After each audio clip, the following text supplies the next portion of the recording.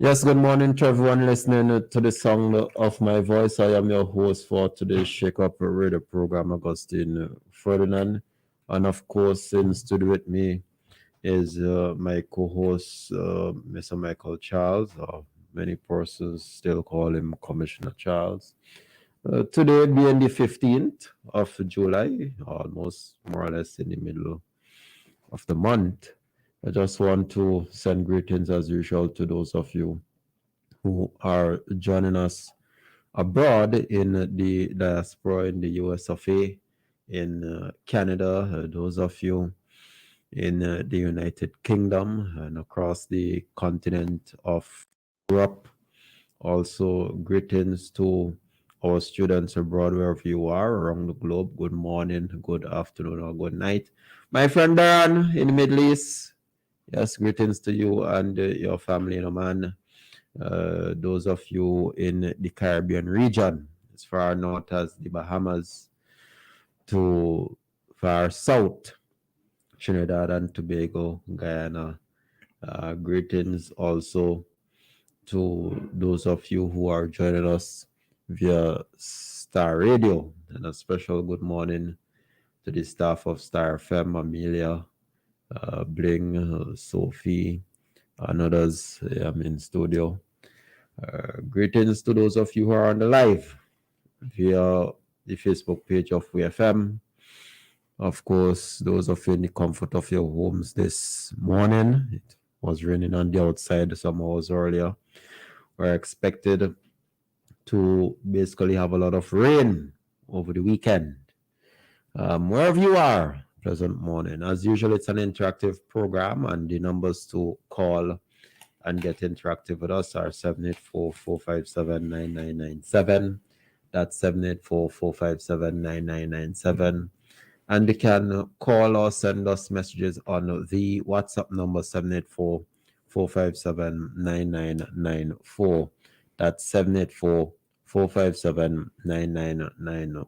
Charlo, good morning to you. This is the first time seeing you back in studio after the long, lengthy carnival season. And I just want to say before you speak, just happy anniversary to you and your wife, and may God bless both of you. Wonderful union, many more years to come. Thank you, my brother. Thank you so much. Thank you much. It's good to be back in Clean Fresh Sound.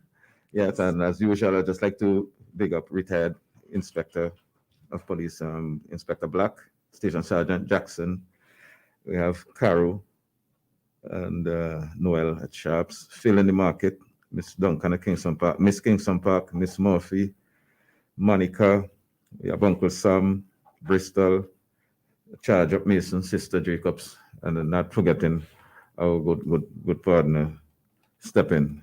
Yes. Well, as you stated, I remember on the 15th of July, 2014, is actually my wife Coast, that's Coast 12 of the Royal St. Vincent and Grenadines Police Force. They actually celebrated 20 years.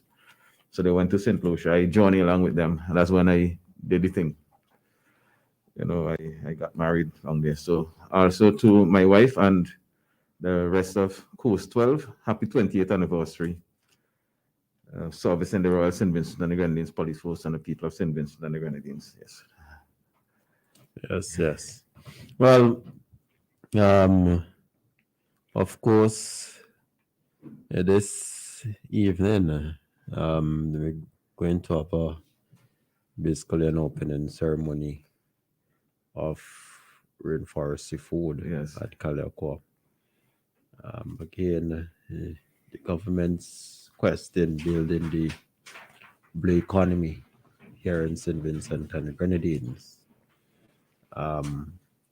But as many persons would know, that the Prime Minister,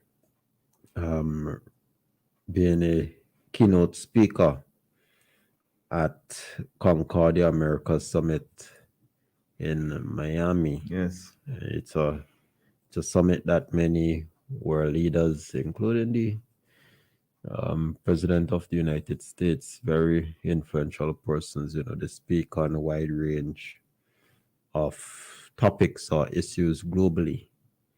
Of course, we're in the Caribbean. We are feeling the effects of inflation. We are feeling the effects of climate change. We are feeling the effects also of the pandemic. And just want to say that we now have 151, based on the last report that I've read. We have 151 active cases here in St. Vincent and the Grenadines. And I would urge persons to more or less continue to wear your mask, to get vaccinated if you're not vaccinated, and also, most important of all, practice physical distancing where you can. Being vaccinated and wearing a mask is very effective in combating COVID-19 itself. And there's now a new variant that is out. So clearly, there's indication that COVID isn't going away anytime soon. And that is why, Charlo, it was the wise judgment and decision of the government to simply not focus only on COVID-19, because as the Prime Minister would have said, as the Minister of Agriculture would have said, the Minister of Finance and other ministers, that life, living, and production must continue. And as I even recently said in January, we have to learn to live with COVID-19. I told someone that in Asia, it is very normal for persons to wear a mask on an ordinary day. In other countries where there's even urban smog, in India, it is very normal for persons to wear a mask on an ordinary day. Yeah. It may well be possible that wearing mask will become a very normal part of our lives going forward. Because I will tell you this,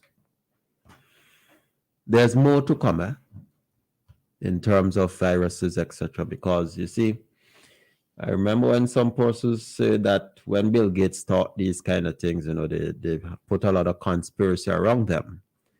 But it's simple logic, Charlo.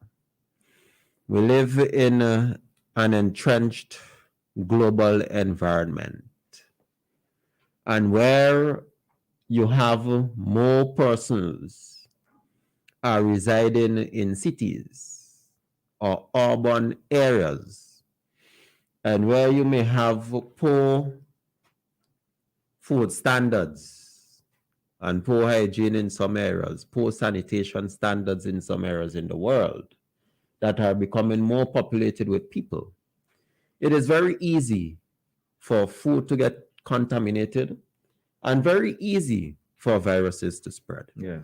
And viruses easily spread around the globe in a matter of few days. Why? Because it takes you just a few hours from one part of the world to the next. That is true. Because of the way of technology and global travel. So what is happening in China in a few days can reach the Caribbean. It is simple as that.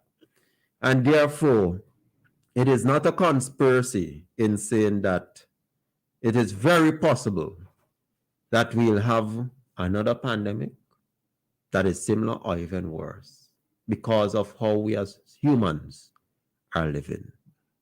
We are more urban areas are becoming more populated. Those urban areas, some of them have poor sanitation standards. Some of them, they're poor food practice and standards, poor hygiene, and you have enhanced global travel. Man itself is pushing to reduce the hours of travel by enhancing air travel technology. Yes. So, I mean, these things, they're not matter of conspiracy. It's just based on looking at how the world is and what is happening and projections based on future trends. But I just want to say again that we just have to learn to live with some of these things as they become more prevalent.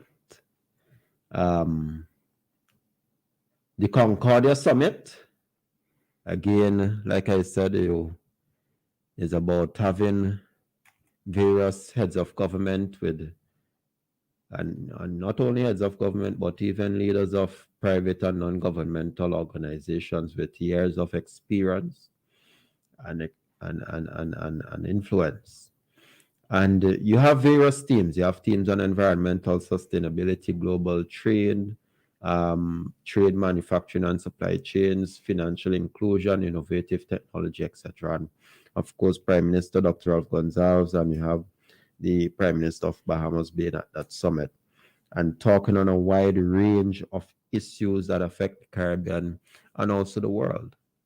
And our Prime Minister, for many years, have been has been an advocate in speaking on a lot of issues pertaining to climate change, issues pertaining to ease access in terms of financing for small island states, issues pertaining to reparations, issues pertaining to making it easier in terms of tourism and small island developing states for them to grow. And all these issues that are challenging us as small island developing states. So we've grown accustomed to the Prime Minister addressing the various summits. And again, it shows us that we must not take him also for granted. You know, in some countries, you know, as they say, you never miss the water till the well run dry. And we have to appreciate what we have because other leaders and other countries around the globe, they admire him. You know, his experience, his knowledge, and his understanding of a lot of the issues that are affecting small island developing states and the world. You know, and that is why the government's policy from day one, Charlo, in terms of how we respond in dealing with COVID-19 has been superb, exceptionally well and well managed. And from the get-go, the Prime Minister have always said, one, we have to learn to we have to basically manage the risk in terms of COVID-19. Two, life, living, and production must continue.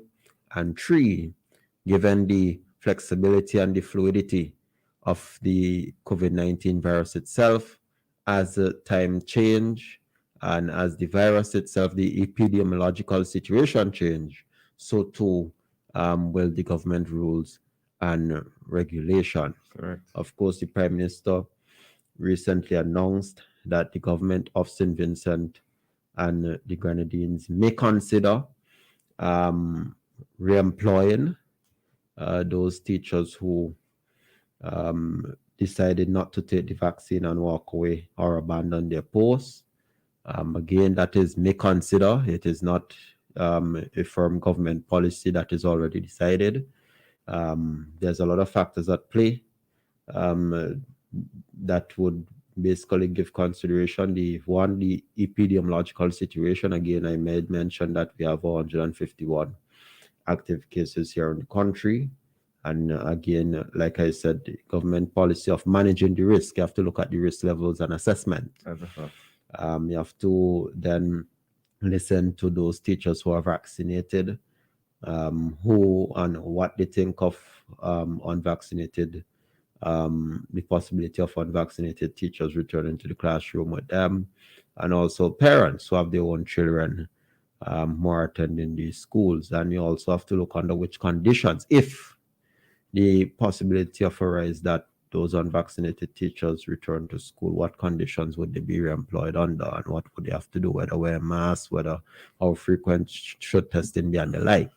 But I've said, Charlo, that the government of St. Vincent and Grenadines, along the way, I don't know if you remember when the government first made the proposal that persons be tested, Yes. and the objections of the testing requirement by the unions themselves. I don't know if you remember Yeah, I that. remember quite well. And again, it showed that that was just one way, because the government's responsibility as the employer of public servants is to protect its workers. Because again, with the many essential services, you have to bear in mind, if you don't take these measures, and we've seen it, we've seen where departments basically shut down. Correct. Departments closed for 2 and 3 days. Now imagine if you have the continuous spread of a virus in essential departments and institutions of government. What happens? Yeah. Imagine if you have to basically, you have clinics that have to close. What happens to the people who demand the services of these health institutions? You're in basically still close with the police force, and we've seen where different stations you had police officers who had to go home. Correct. Because they were sick. Now imagine if you have to close an entire police station because they don't have an abundance of human resource or manpower. What would then happen to the security of that area? Yeah. So all these things, of course, government factored into the situation. And the same with the educational institutions. If an entire school, the staff tested positive for COVID, what happens to the students? So you have to look at all possible angles as to how best you can try to minimize that from happening. And you use all the necessary tools available, and as the Prime Minister likes to call it, available in the toolbox, to fight and combat that from happening. And so the government, of course, started off with the proposal of testing requirement that, like I said, the unions kick up against it. And then based on the situation being fluid and it changed over time where cases became, cases increased, deaths increased, you then have to ramp the thing further, and every step of the way, the government reaching the middle ground, but the unions, in particular, the teachers union and the public service union, were adversarial towards the government. Again, the vaccine requirement, like I've made mention yesterday, Charlo, that it's not to say that the government say, well, here now, you either take this vaccine or that's it. The government also given the sentiments of workers and people, say, all right, if you are skeptical about the vaccine, we are giving you the option and the opportunity to consult with a medical doctor. Yes. And I know some persons, Charlo, they kick up and they say, well, why the government have these approved list of doctors? Well, Charlo, if you're my doctor, I'm your patient for many years. Yes. We're very good friends. You may say, well, all right, since you have this fear, let me just write up this thing and say, well, here now, you have such and such ailments and you can receive a vaccine. Sure. Because the society there are persons like that. Society that if I want a sick leave today, I ain't really sick, but I just want to go to the Grenadines and relax myself. The persons know that there are doctors who are willing to write that up and say you're sick, but you ain't sick. We live in a real world. We live in a real world, Exactly. Charlo. Exactly. And so you want to avoid that. And so the government's all right. We have this list of approved doctors and we give persons the option in consulting, because we understand you may have concerns, you may have fears, you have your own medical ailments and the like, and you want professional advice. Correct. And Charlo, we even went further, of which some persons say, well, the government shouldn't have even done it, because when you're looking at religious exemption. There's no medical concerns there. It's just religious. Yes. You know, it's not science. But again, respecting the fundamental rights of people, religious rights, we give that option. So it's not to say the government say, all right, the vaccine and that is it. We give you those options as well in exemptions. Reach the middle ground because we listen to the people. We know what you are saying. And still, the union kick up. I remember the union kick up against that in terms of the medically approved persons. And here we are, even after the October regulations and requirement, the government didn't say, all right, the period cut off now. You've made your decision, and that is that. Charlo, every moment you hear the Prime Minister speak, you hear the Prime Minister say, those of you who haven't taken your vaccine, take a vaccine and we will try and find a space for you. Not so, Charlo? That is so correct. There are some governments who will say, all right, cut off period October, you made your decision, that is that. That is that, yes. But not this government, because this government isn't in the business, Charlo, of simply watching people walk away from the job just like that, because we understand you have family to feed, etc. You have your own bills to pay, etc. But we have to compromise, Charlo. We have to compromise. This is a virus we are dealing with, and a virus that continues to change, because that's what they do. Yeah. They mutate to survive. That's what they do. And we have to look at the situation and reach a middle ground. You can't say, I ain't taking the vaccine and I ain't testing. No. I've known persons who said that. That's it. Even with those who got exempted for religious Exactly. purposes, although the requirement is that they must be tested, and they refuse this. Exactly. That's against the religious rights. So exactly. That's like having your cake and eating exactly. You can't do that. We have to reach a compromise on the middle ground. But as you said, there are those who, well, I understand, Charlo. Normally we say cake and eat it too. But the real thing is that you want cake and eat it too. you know that's so correct. Yeah. Yes. Yeah, just some. I think it's either a year ago. I checked it up and I say, because I often want a cake and eat it too. I mean, it's my cake. If you have a cake, you must eat it. So it's actually cake and eat it too. You can't have cake and eat it one time. But you have to choose. I love that. It makes sense. Yes. So there are some persons like that who wants it all. You have to reach a middle ground, because this is a virus we are dealing with. And every moment, even after the October deadline, the Prime Minister, the government of St. Vincent and Grenadines and persons have been urging, if you haven't been vaccinated, please get vaccinated. There are many persons, there are over 30,000 Vincentians, Charlo. Yes. Vaccinated. Correct. Over 30,000 vaccinated. In terms of the doses given. Yes. Not persons. First and second dose. First and second dose, not persons. And over 3,000 persons exactly who had the boosters. Exactly. So if you're looking at 30,000 first and second dose, you're looking at 15. Yes. And our population is so small that you can't hide dead bodies. You can't hide dead bodies, Charlo. That is so true. And I saw this article, boy, Charlo, sometimes I really wonder.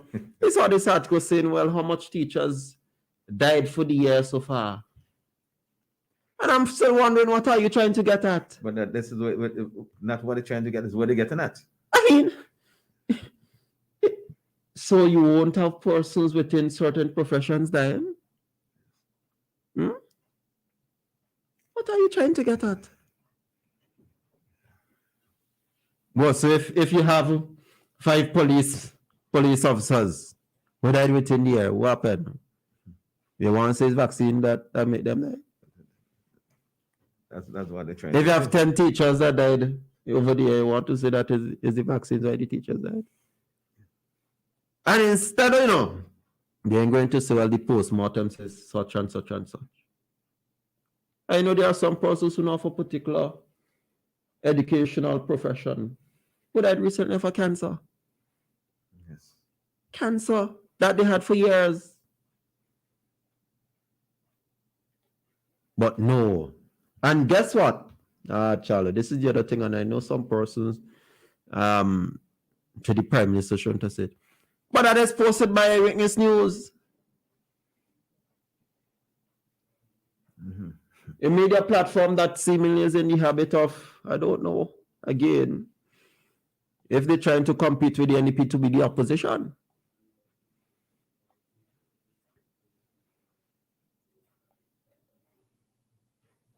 So if you have 10 teachers who die within a year, what happened? Teachers won't die. All of us have to die. You think that selectively picking people? All of us have to die.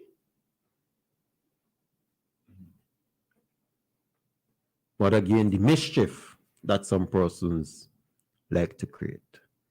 But like I said, here in St. Vincent and the Grenadines, let me give the breakdown. You have 30,984 persons, doses of vaccines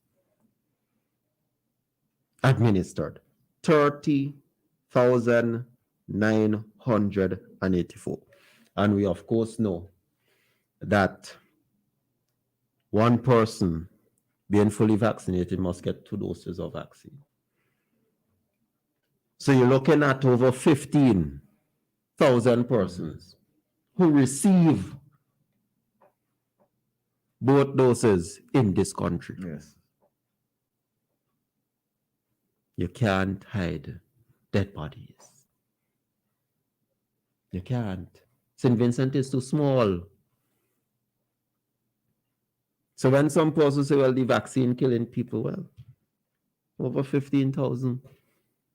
Don't get the vaccine, Charlo. St. Vincent have a population. Actually, we just round it off at 15% of the population. Yeah. I mean, man, I tell you. But again, reaching the middle ground. And we have always said, even past October, that you take your vaccine. I see someone say, even your 1 dose, you take your vaccine. And the Prime Minister said, we will try and find a space for you.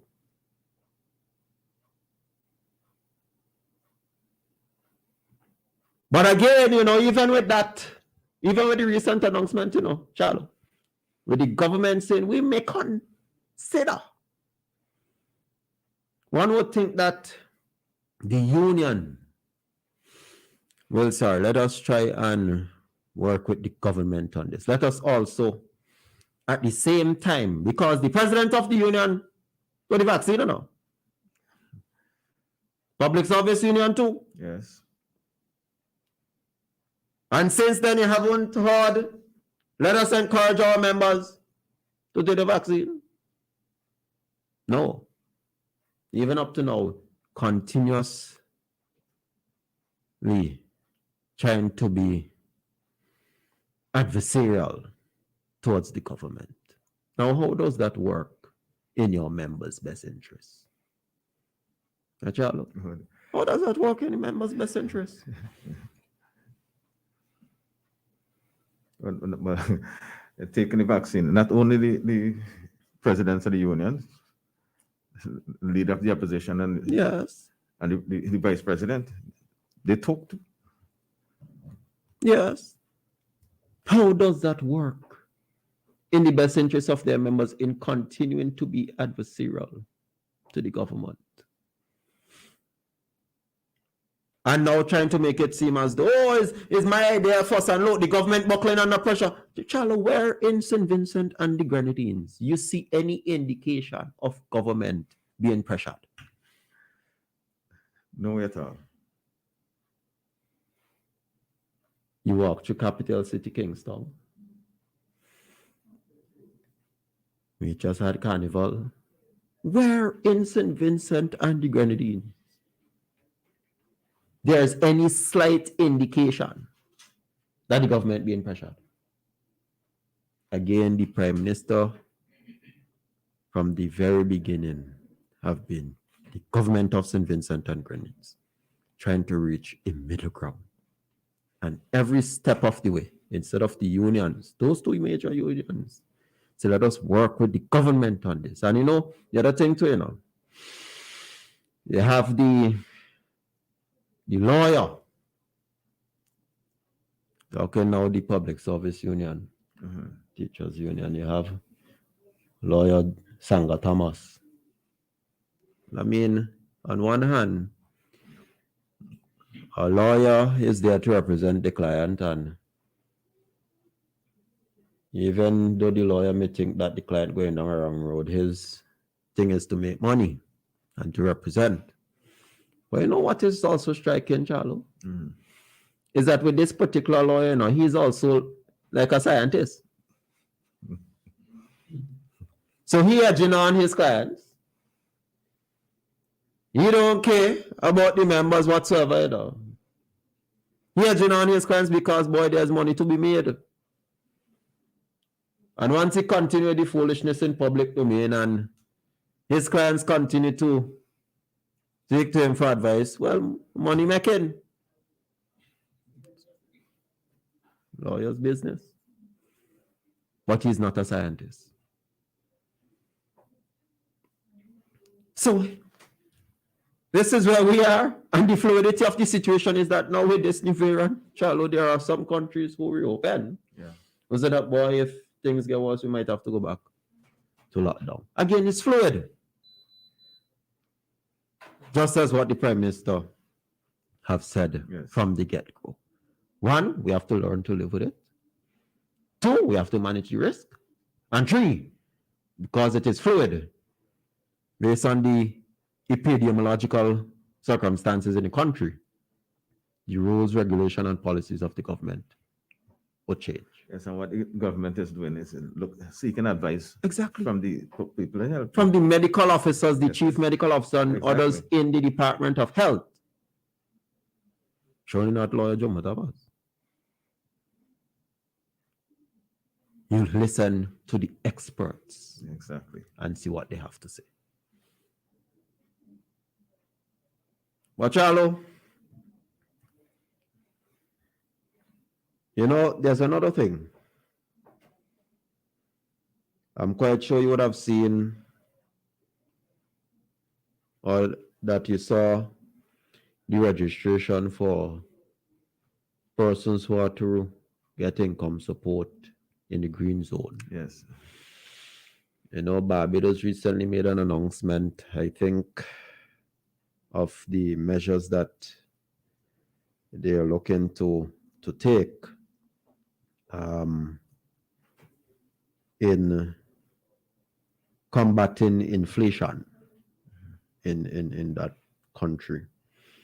The cost, I think, is $8 million. Charlo, one of the things that always amazes me is that there are some persons who are quick to embrace what is happening elsewhere than in their own country. $8 million. Well, Charlo, we have been paying income support for so many years it surpassed $8 million. Since 2020. Now, we have income support payments to farmers, fishers in the red and orange zones. We have registration. I think yesterday was the cutoff time for persons in the green zones. To include the Grenadines? Oh, yes, including the Grenadines. Yeah, man. It's across the green zone, which includes the Grenadines. You have homes that are being built. You have right now persons who are signing up for assistance from the government in terms of school uniform. You have also from the government the reduction in excise tax Yes. on fuel by 50%, in terms of importation of fuel from 18 to 9%. Persons like yourself and I, those of us who drive vehicles that consume gasoline, we save at least $1.50 Yes. per gallon at the pump. Van drivers, of course, most of them, and trucks using diesel, save $1.05 per gallon. We also see the government subsidizing, central government in conjunction with FinLec, Yes. subsidizing fuel surcharge, and that cost the government and FinLec, central government and FinLec, $800,000. We see the subsidy on fertilizers, which of course is over $1 million considering the amount of shipments we get in a year. We see in terms of the distribution of care boxes, Yes. and not only love box, but we have global medic boxes as well. And again, I big up Consul General Fitzhuggins and those part of the global medic team for that initiative.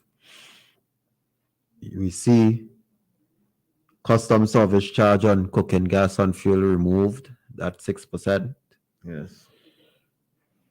And of course, since the introduction of VAT, VAT being 16% in St. Vincent and the Grenadines, we know that there's no VAT on gasoline, kerosene, and diesel.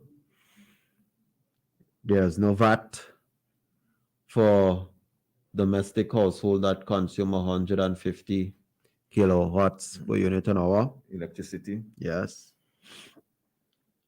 And that benefit a lot of people. From my recollection, is over 16,000 households in the country Right.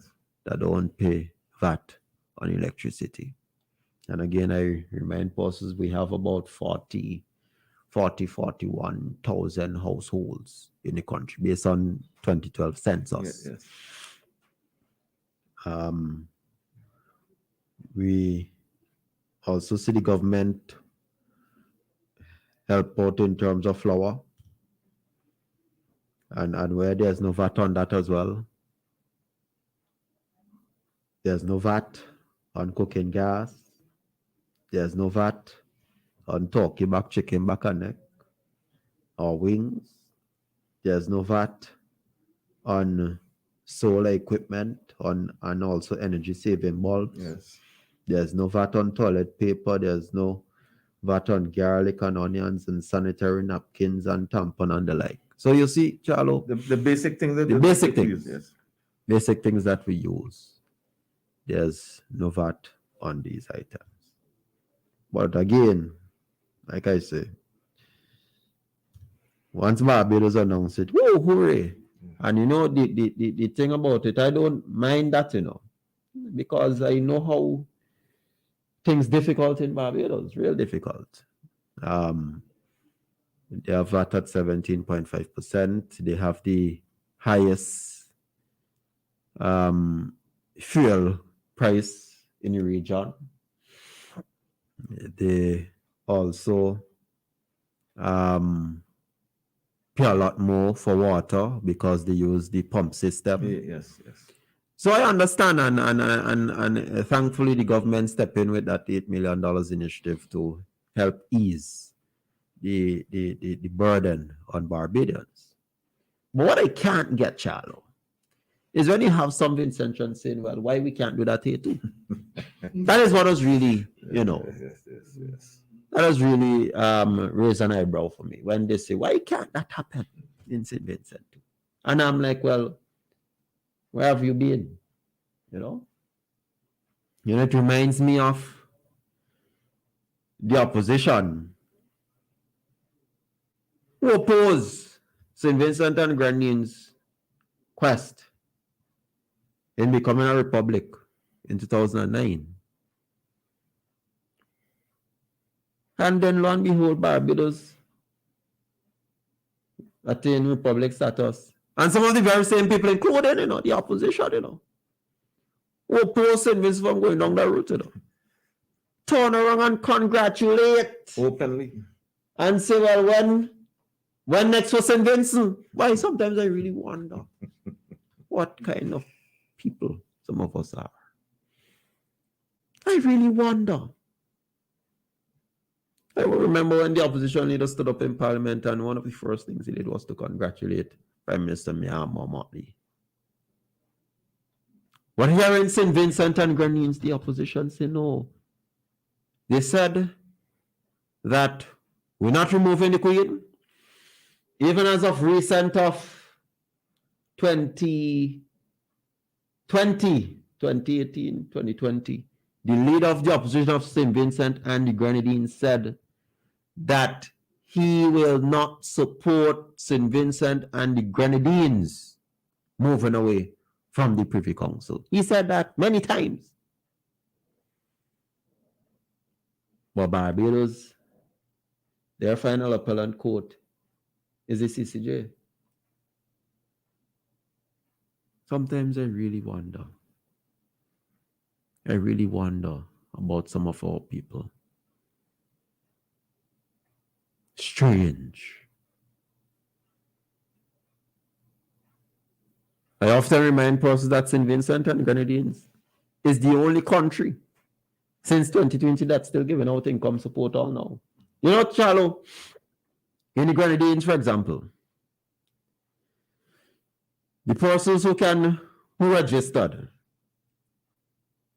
for support, craft vendors, tax operators, seafarers, or we know them as sailors who haven't returned to the job since January, hotel workers who laid off the job since January. Those are the people who are given assistance, Yes. The government of St. Vincent and Grenadines would have been given assistance in different ways to the people of this country, whether financially, whether through Love and Care Box initiative.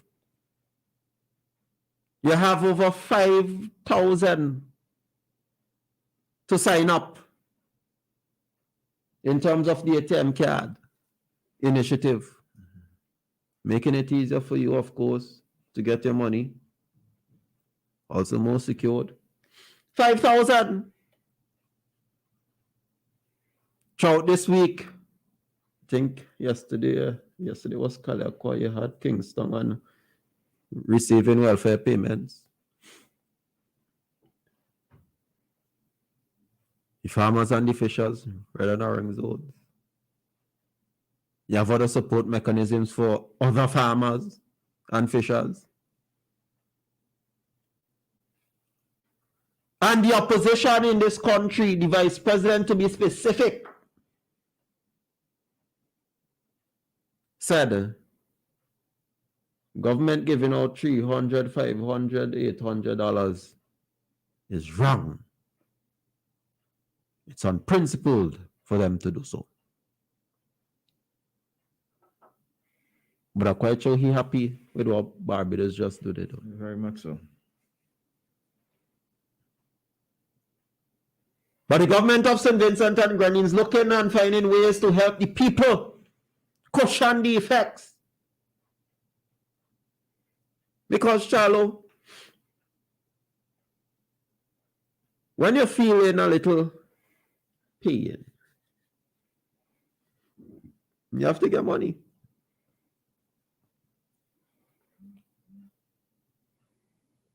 The government is saying, boy, yeah, we understand that thing's tight. Government ain't turning a blind eye and say, boy, all is rosy and good. No. Things challenging. But guess what? Whatever levy we have available, whether it may be in terms of reducing a tax area day, whether it may be in terms of exempting on the VAT list day, or whether it may be giving income support, we're going to do it because this is a government that cares about the people, and in particular the people of the working and the poor class in St. Vincent and Yes. But the opposition is saying that for the government to give people income support is wrong. And you know what they say? That is the government buying people, buying out people. Well, his word is bribing. So instead of doing that, the government should just simply let you pay your grinds. That's what they say, Pay your grinds. How you survive and make it is your business. That is the opposition NDP for you. What? We'll take the break and then resume. Let's shake up the program. Yes. 99.9, the heart and soul of St. Vincent and the Grenadines. WEFM is SVG.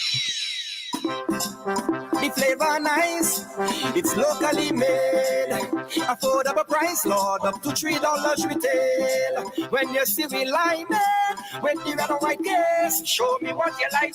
It's cigarette from Empire, Holdings Limited. It's cigarette from Empire, Holdings Limited. With over 60 years experience, hold the best tobacco, best ingredients. This is your boy Lou to say, support local, buy your cigarettes from Empire Holdings Limited. 10 cigarettes in a pack for up to $3 retail. Remember, smoking is not for minors. Get more this summer with Digicel. Now's your chance to win big and get more prizes and more value every day this summer from the network that gives you more.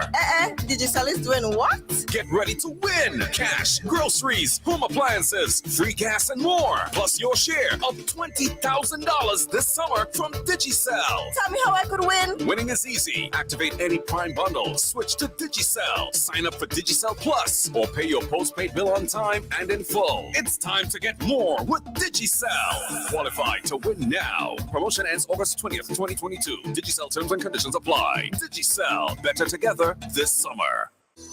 Ready, set, serve. Singer, your favorite family store is now online. Log on today at www.singersvg.com and enjoy our store and products right at your fingertips. Now online are your trusted brands that you have come to love. Refrigerators to chest freezers, gas cookers to toasters, air fryers, mattresses, living room sets, and so much more. Browse our products, check the specs, compare brands and prices, and request parts all online. We have also made bill payments easier, more convenient, and simpler just for you. Log on to www.singersvg.com to learn more. Singer, your family company is keeping up with you and the times. Visit our website today and experience a whole new world of Singer, your trusted online family company. Right off the Leeward Highway on the Old Bookama Road is where you would find Pinchers Transport and Blocks and Hardware, a one-stop shop for all your building and construction needs, from foundation to roof. They offer building materials, sand, Radica, cement, and stone, 4, 6, and 8-inch blocks, backhoe rental and trucking service. Their hardware section offers electrical and plumbing fittings, carpentry and farming tools and materials, automotive and repair, home care cleaning and DIY repairs, all under one roof. Call 458-7591 or 533-1576. Visit Mondays to Fridays from 7:30 a.m. to 6 p.m., Saturdays 8 a.m. to 4 p.m., and Sundays 8 a.m. to 1 p.m. Pinchers Transport Blocks and Hardware, where quality meets price. No project too small. Here to serve you.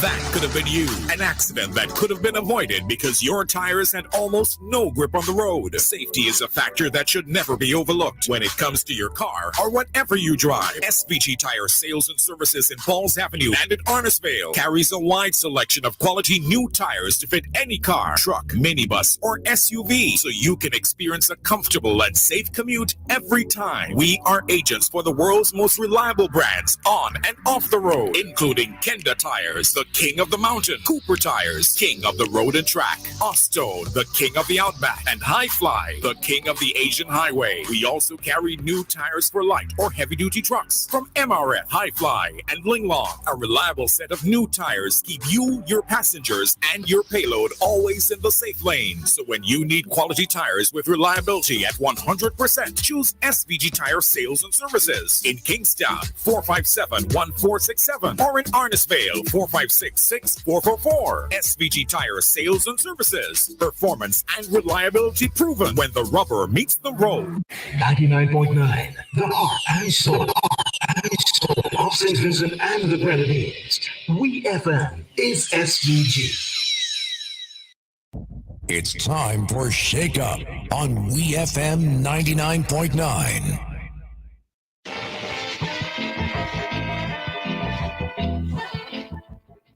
So yes, we are back in studio of WeFM. I am your host, Augustine Ferdinand. In studio with me is none other than Mr. Michael Charles, or many of you know him as Commissioner Charles.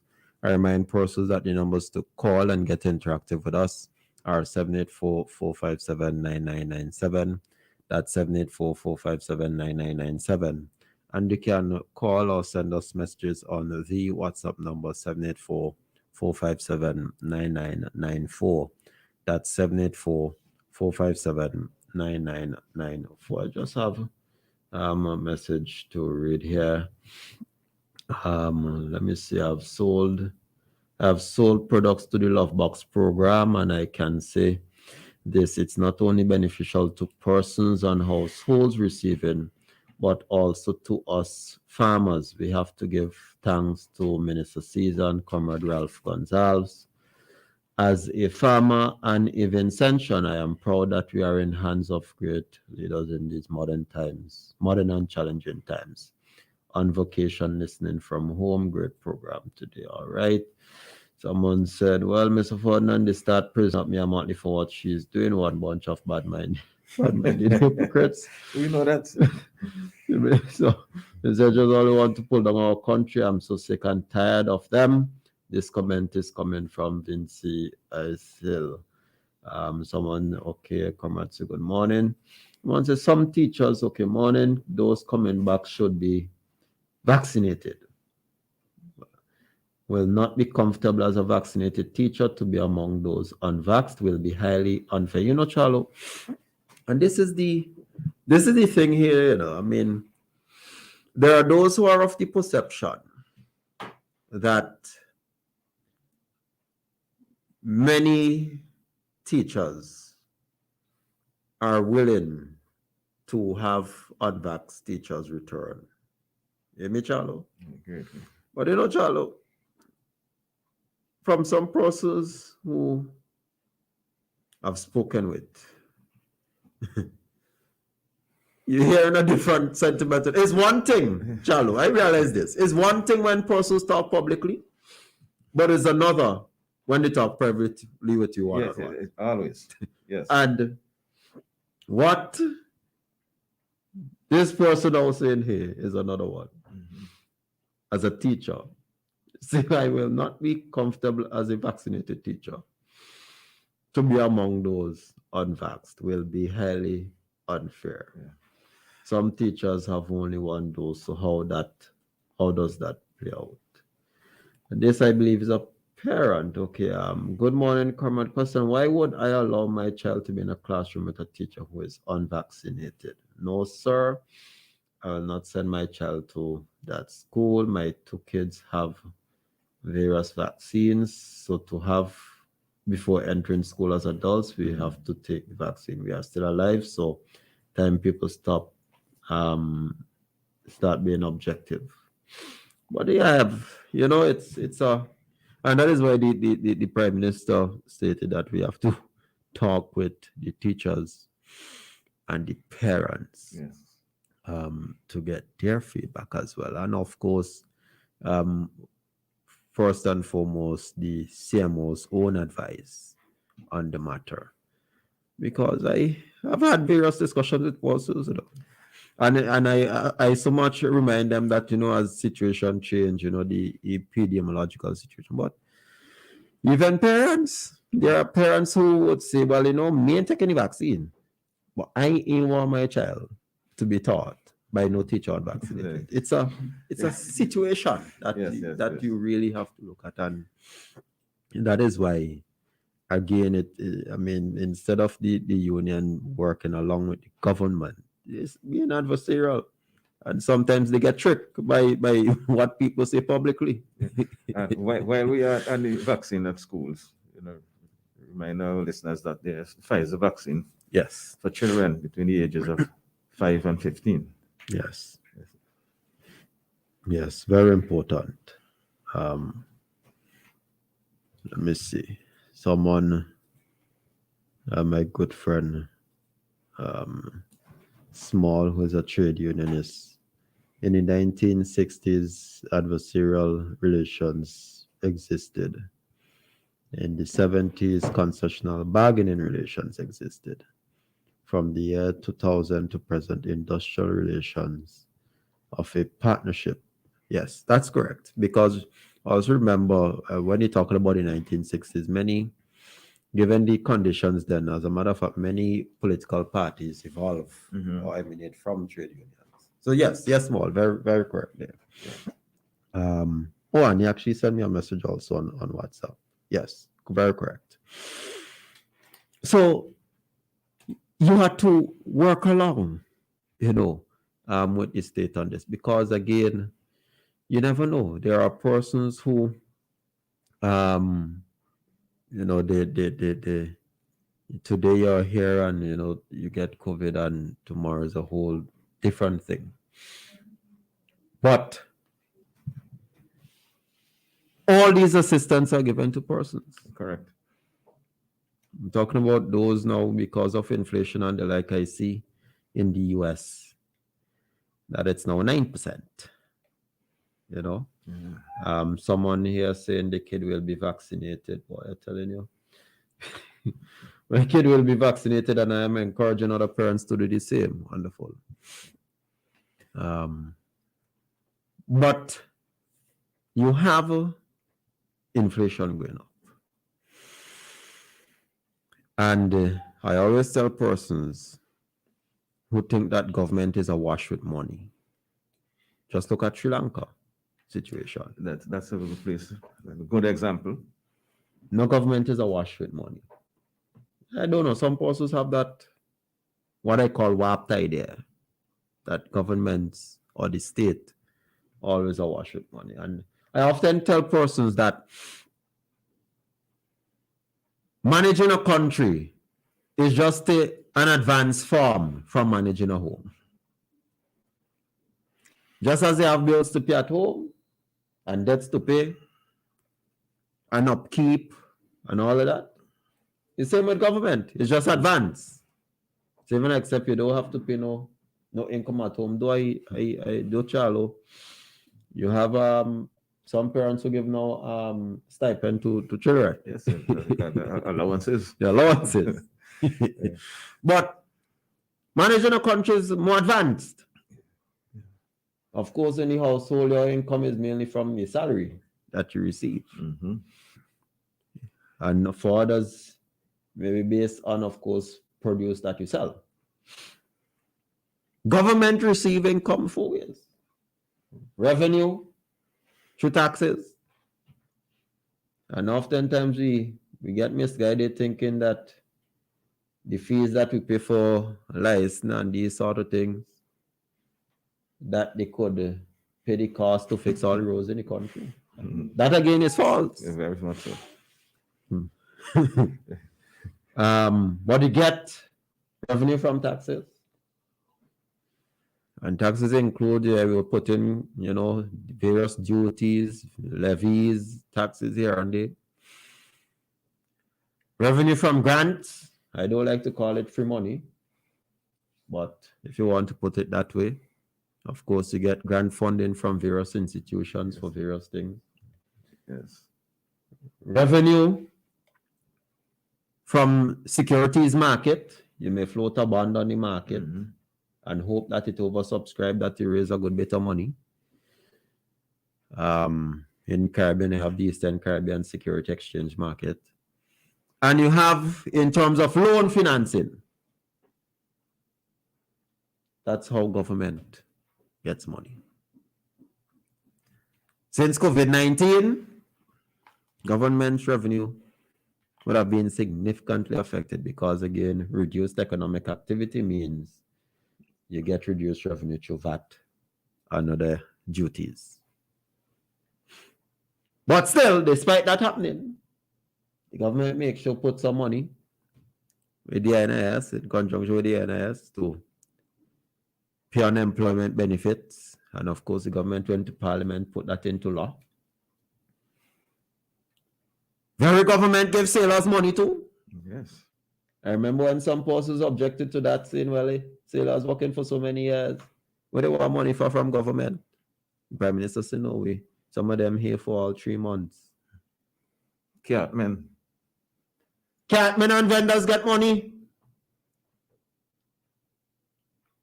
More than likely the only country in the world to give catmen income support. As a matter of fact, some people say, well, let me come build up a little something looking like a cat for the tongue board for register to go get body. As a matter of fact, when they see among the people registered, they couldn't believe there's so much catmen, and women in Sydney. Good morning, caller. Let's hope a hurricane does not hit us in Charles. Yes, very correct. All of us Yes. will be stand up racing for the handouts again. Yes, definitely. Yes. A dreadful thought I have in my mind. Yes. I remember Mr. Crick this morning. I just feel like laughing at everybody else. One day, Mr. Crick, I think it was up in July, and I suddenly heard, all of a sudden heard coming out with me, do you know it's 161 days to Christmas? Yes, that pumpkin. I just remember him this morning. I just started to laugh all over again. Okay. Ay. Okay then. All All right. Okay then, comrade. you know, 240. A lot of people, especially when the care boxes started in 2020, a lot of people said it was a political gimmick. But people didn't realize that the foresight of the Minister of Agriculture, because not only the household were getting food provision per se, the farmers themselves were getting an income. Yes. Because remember, Trinidad was locked down, Barbados was locked down. Yes. So the initiative of the Minister of Agriculture to come up with this. Oh man. Yes. And it's something a farmer just said in the WhatsApp there. Yes. You know, that it also helped a lot of farmers because, as you rightly said, the market was closed. Correct. In terms of the Trinidad market, that is, and you had to find a way. And even then, after we had that situation, you know, we found a way to still export produce there, just under a different arrangement. Yes. You know, again, creativity within the government, and the farmers benefit, the vulnerable persons benefit as well. So you're quite right. And but yeah, as I was saying, you had persons who went to register as catman. What was the number? 600 and something, I think. I think that was the number there about.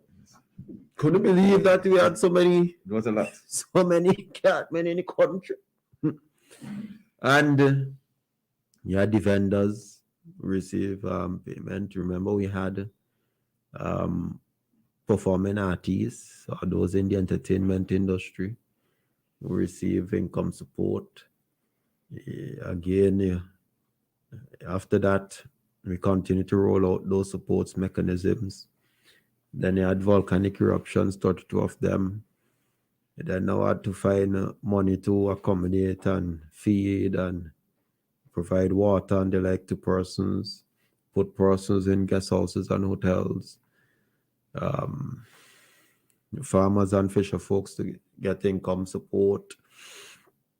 I mean, extensive amounts of supports from the government of St. Vincent and the Grenadines. Yes. And that is why, Charlo, you know,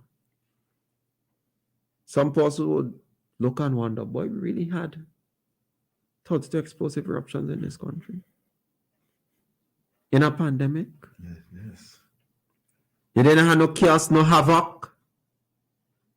Nobody looting no supermarket for food. You didn't have none of these things. How did we do it? Leadership, effective management, creativity, experience. That's how we manage the thing. In other countries, even in advanced countries, we have disasters. It's scarce. Evacuating 20,000 people, Charlie. That is 20% of the population. 20,000. And it just happened like clockwork. You know? Nobody get trampled out. I tell you. No death from it. No major injuries. 20,000. You feed, accommodate. So much so that when there's no baked chicken today, fish tomorrow, you have your case of water.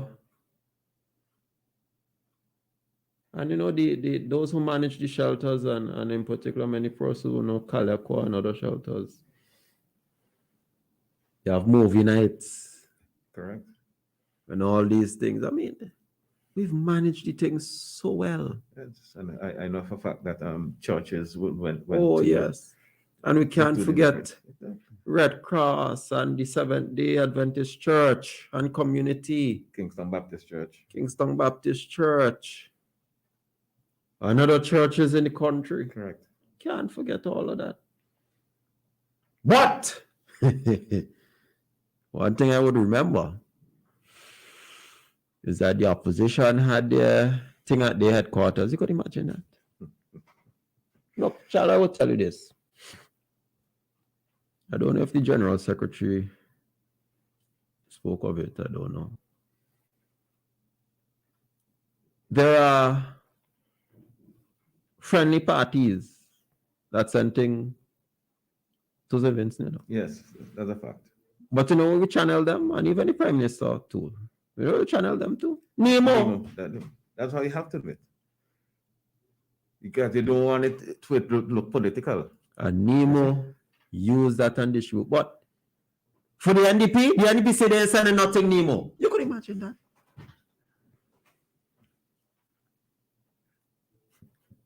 Port Susan, St. Vincent and Grenadines, there are those segments of the population affected. Nemo is the institution that has the overarching responsibility, coordinating, knowing who need what, where needs supplies, etc. and the like. The NDP say no, we're sending nothing there. We're going to pick and choose who we give things to. And pick and choose they did. And pick and choose they had forces going up at the headquarters there. That is the contrast between both political parties. It ain't the first time the NDP do that. But remember, it's the same NDP who going to say, oh, they just look to give who they want. But that's what you just do there. You know everything that the NDP does talk about, you know, and try to point finger. They're the perpetrators, you know. When they talk about victimization, this and that. Yo, one MP Charlo. He said, I don't forget. And when I go in there, I will deal with you all. Exactly. His words. That's his words. And then, well, that's to my MP. Well, that's how it is. That's to my MP. Central and West. Central and West. Oh, as to my MP, well, my MP said that politics has damaged him mentally, so can't be repaired. has done irreparable, boy. Can't be repaired, boy. So I mean, when my MP does get on in that kind of way, I mean, So send me a text you. because it's irreparable harm and damage.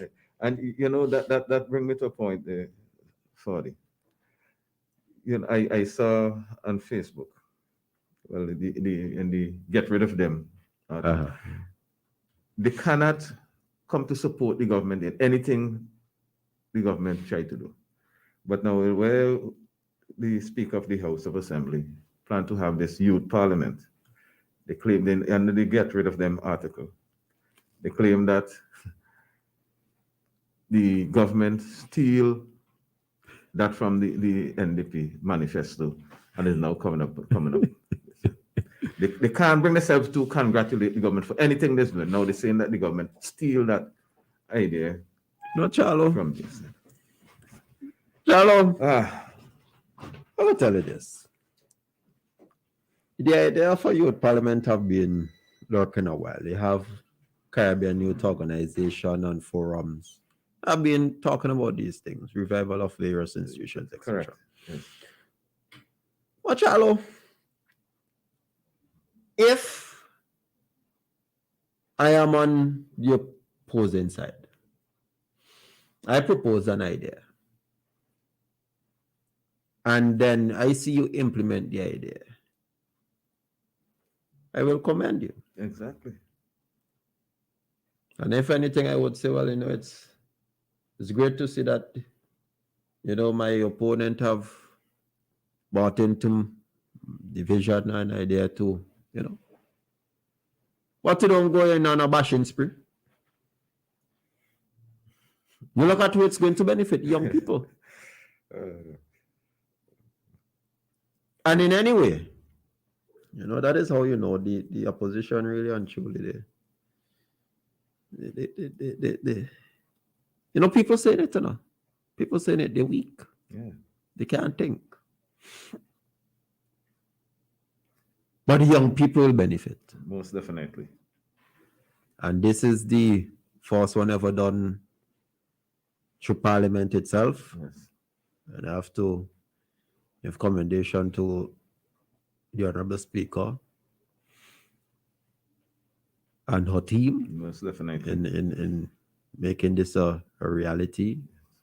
I've known the Honorable Speaker for 1 better years now. I know she have a passion and drive in empowering young people. So I'm not surprised by this actually. And I know she will do more, using her office. I told someone that I won't be surprised. I wasn't surprised when the NDP carried on with this thing. Remember when Sir James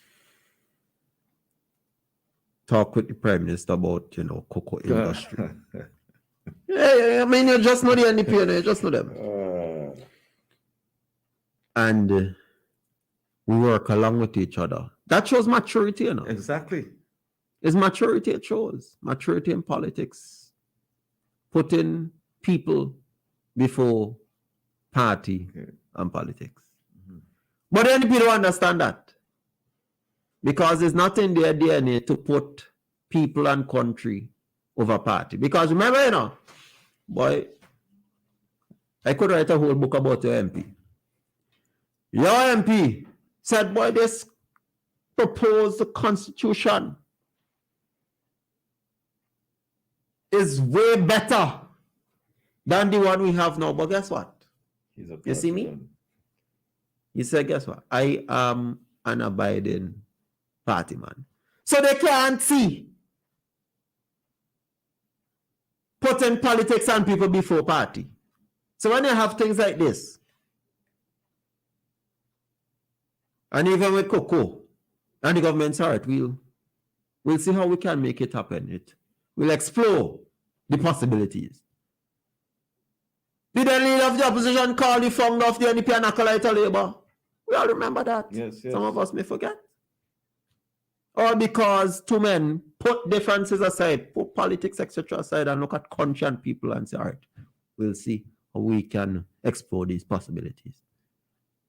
Call him an acolyte of the Labour Party. The NDP can't see putting people and country before party. It's confusing to them.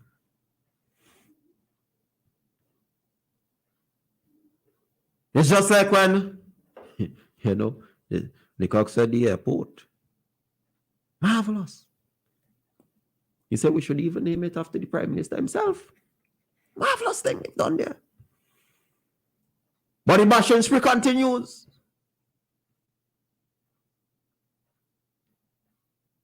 It's just as Daniel Cummins, and I will forever talk about it, you know. And before West Kingston, he said that the people from Rose Place they should move.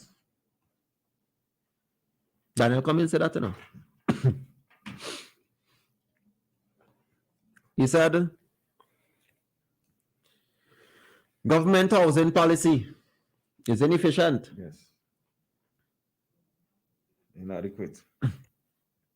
He said you don't have a lot of land space.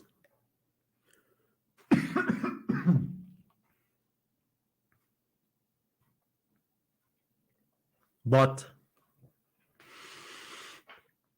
they would build apartments.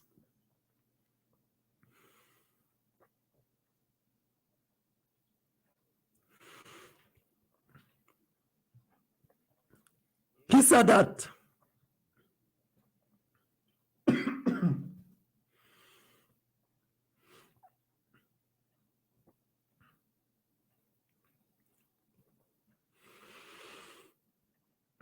so he turned around and he praised the homes built by the government. And he said, oh, how wonderful they looked. Overlooking the No Man's Bay area and the sea.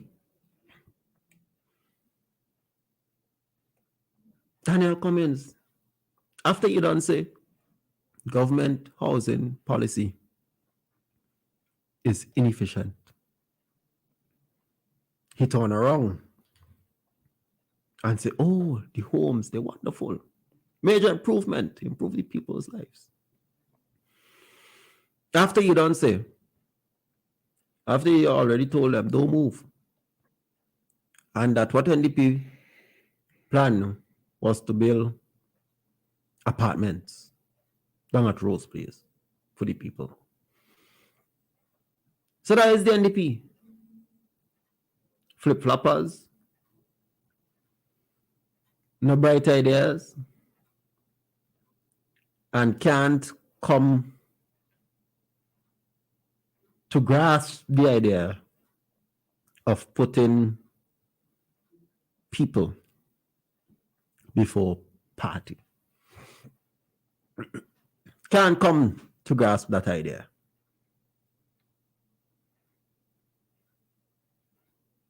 And that tells you a lot about the NDP.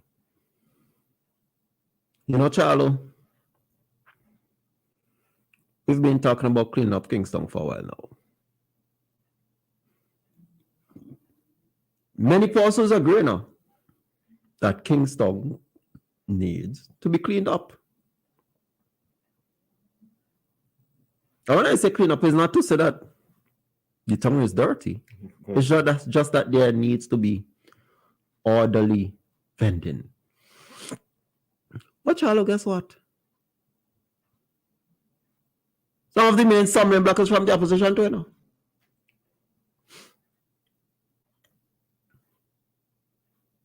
But we need to have orderly vending.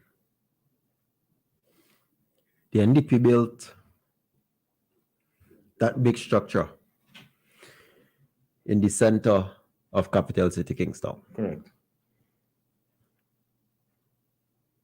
The idea of that building was to have vendors. Well, I remember when the then NDP government did update Poor People Palace. Yes, correct. I was little, you know, but I remember it very well. Poor People Palace. And With the construction of that, you had a lot of parcels already on the road bending.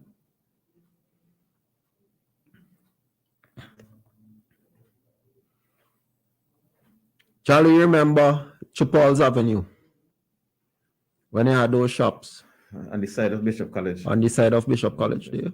Actually, over the gutter, Yes. the drain Yes. of Bishop College. And the government built a wonderful facility. It's one of the facilities I am quite pleased. All in the administration. All in the administration that over so many years that the tenants in that building have actually upkeep that facility. Charlie, is one of the few buildings I see that the tenants themselves upkeep the facility. Yes. George McIntosh Community Market. Cooking, tailors, and the like. And that transformed that area of Paul's Avenue. Paul's Avenue is now a commercial area, Charlie. Wholesale businesses, food, store, and the like. Even bookshop. Right at the other side, facing Lotto building. Yes. It's now a commercial area. But the government transformed that area because of what it did with the George McIntosh Community Market. Correct. We need to have orderly vending. And it will take collaboration with vendors. It's not to say that you want to, because nobody put in, they just start boxing food out of people's mouth. No, we have to have it orderly. Too many times people have to walk in the road. Places are blocked. We have to have orderly vending. So, it shows you that this is a government that continues to have bright ideas,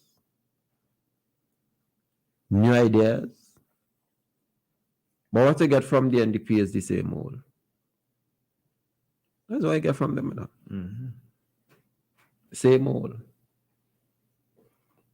You think that the NDP sold this country is what is selling off passports? I can't tell you last I hear Antigua and Grenada and St. Lucia give an update as to how many investors buying passports. Can't tell us. But that is what the opposition in this country sold to you, the people. Now, how are we going to make it for all this to sell passports? That's how they want to do it, huh? Sell passports. The leader of the opposition, but I tell you that man is something else. He said the government don't have no real energy policy. But sometimes I want to know what he did.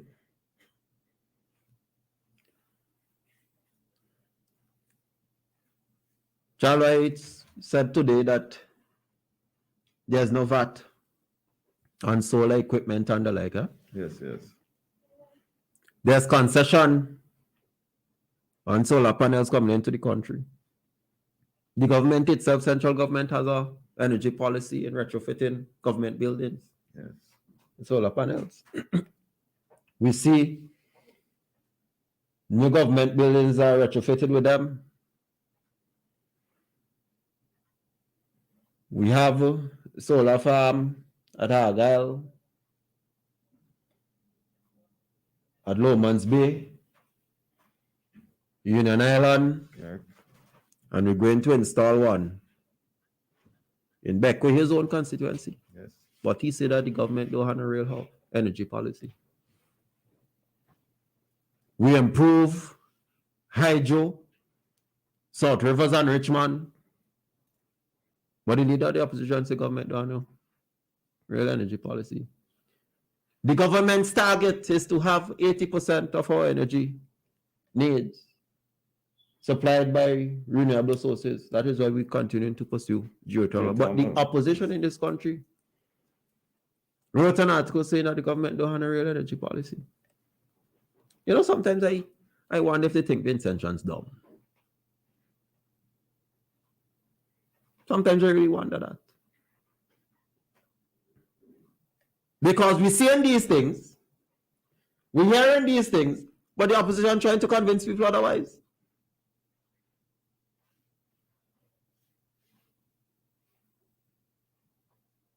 Trying to convince people otherwise.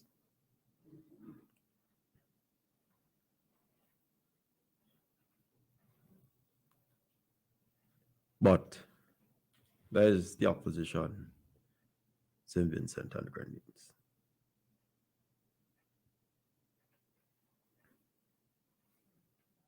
You know, Charlo,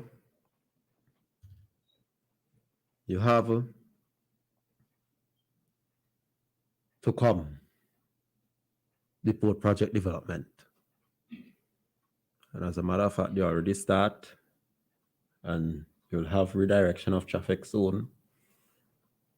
But that's a major project that will create a lot of jobs in the country. And I use the opportunity here to appeal to persons who want to get into skills training programs to do so.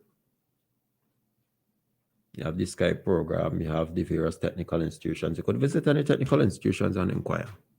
You have application forms there as well. Learn a skill. Because there are a lot of demand for skilled workers. As a matter of fact, Charlo, I even see the college, they're offering short courses between $550 and $650. They're worth it. Nice.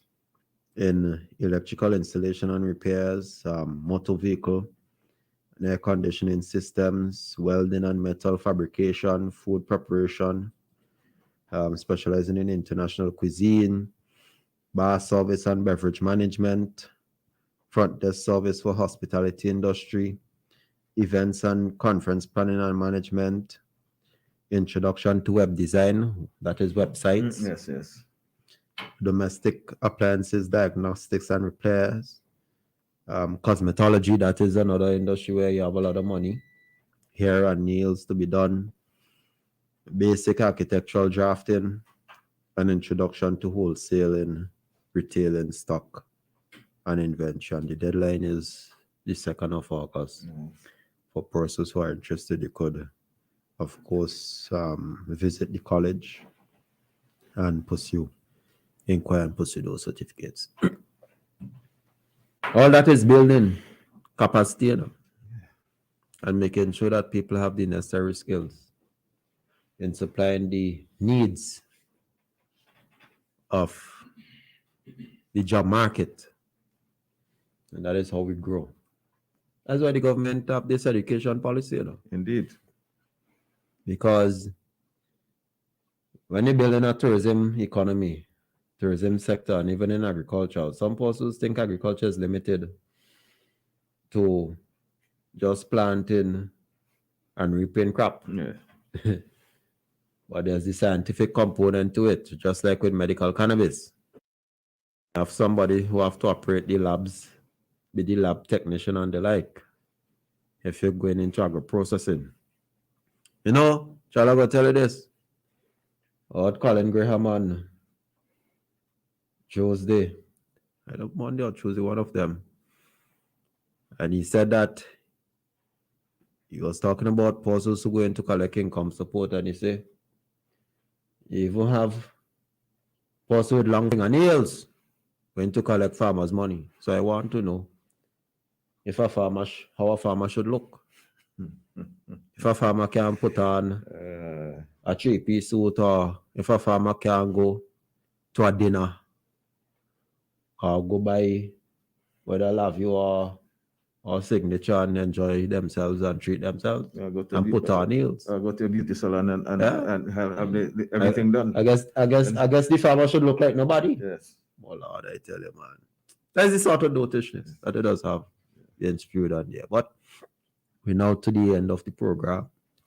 Again, Charlo, happy anniversary to you and your wife. I also want to thank Digicel for their, what I would say, wonderful breakfast to the staff and management of WEFM this morning. A surprise breakfast, actually. Yeah, a lot of fruits and meat and thing outside on the table. So thanks to Digicel and its team. And I want to thank those of you calling and interacting with me on the program again this evening at 4 p.m. The official opening ceremony of Rainforest Food. Again, growing the blue economy here in St. Vincent and Grenadines as the government's quest. So with that, be safe on the weekend. We're supposed to get a lot of rain, a lot of showers. And take care and have a blessed afternoon. Chalo? Yes. Right, well, thanks very much on behalf of the wife. And enjoy the weekend. See you next week, God's willing. Yes, man. God That's bless. it. And that was your Shake Up program hosted by Augustine Ferdinand, Michael Charles, and sponsored by Empire Holding. You're now locked on to WEFM 99.9, the Clean Fresh Song. Up next with our midday news headline sponsored by St. Vincent Distillers. 99.9, the heart and soul of St. Vincent and the Grenadines. WEFM is SG.